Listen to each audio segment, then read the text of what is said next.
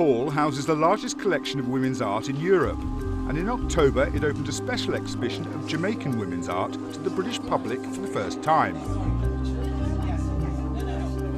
Over half the artworks in the exhibition are on loan from Art-Jamaica, a private collection of Jamaican-born Teresa Roberts and husband Andrew, who specialise in collecting Jamaican artworks and are keen to promote Jamaican artists to a wider audience. The artwork on display spans work from 5 generations of Jamaican women, from the work of Edna Manley to recent graduation works from young women who attended the College of Art named after her.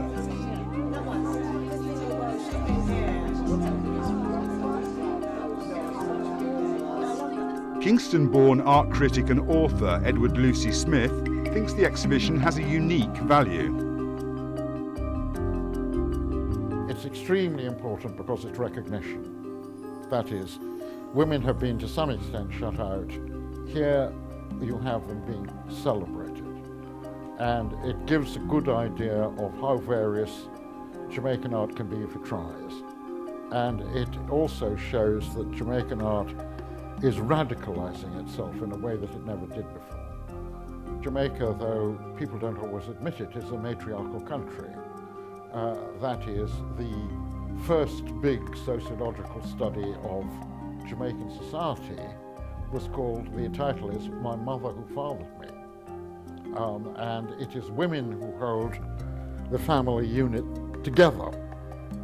And that is why it's extremely appropriate that Edna Manley, who is represented here, the sculptor, and married to one of the creators of Jamaican independence, why she is the first fully recognized Jamaican artist.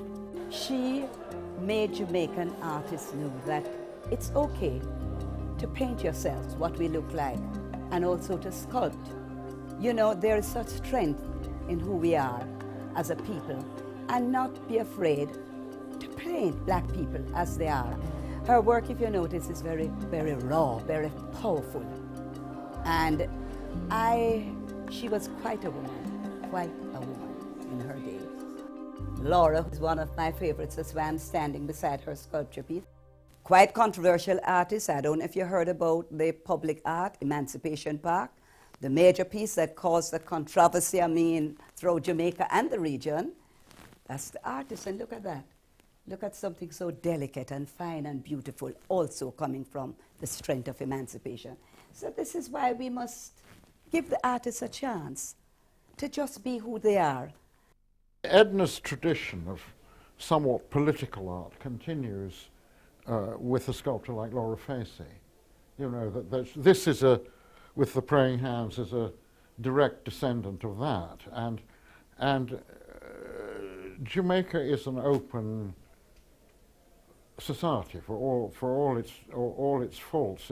It's a society in which people debate, argue. It's a society with very much a public face, and not all of the artworks are made to be seen simply in middle-class houses. So there is a public rhetorical element which is like Latin American art.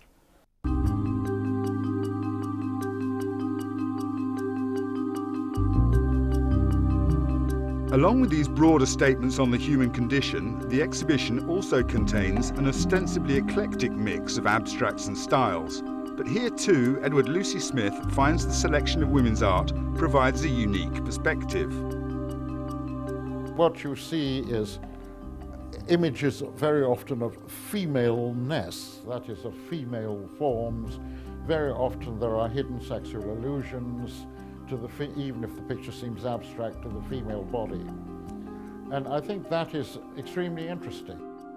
But it has a lot of bounce and vigor. And I think that bounce and vigor comes from contact with American feminist art. And secondly, that contact with female artists has liberated a kind of female assertiveness, which is rather typical of the Jamaican character. I mean, say, strong women are what I remember from Jamaica. Women have been forced to find their own way. And what you see in this exhibition is a much freer approach to the contemporary than you get amongst the Jamaican men.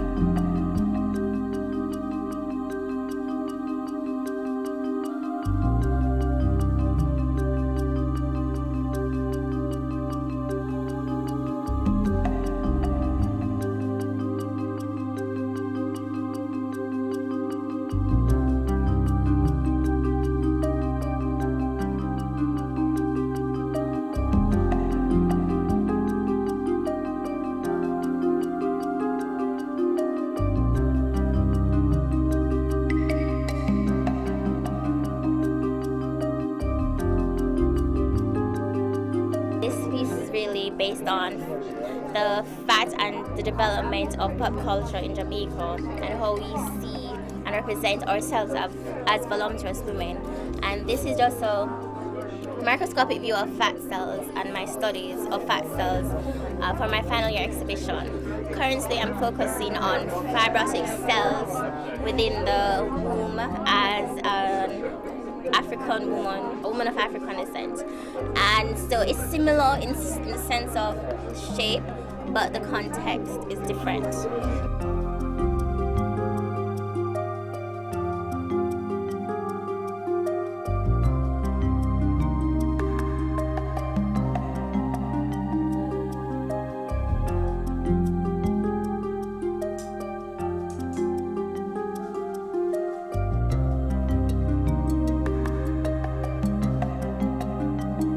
For many, this first step to getting Jamaican art appreciated around the world has opened up new possibilities.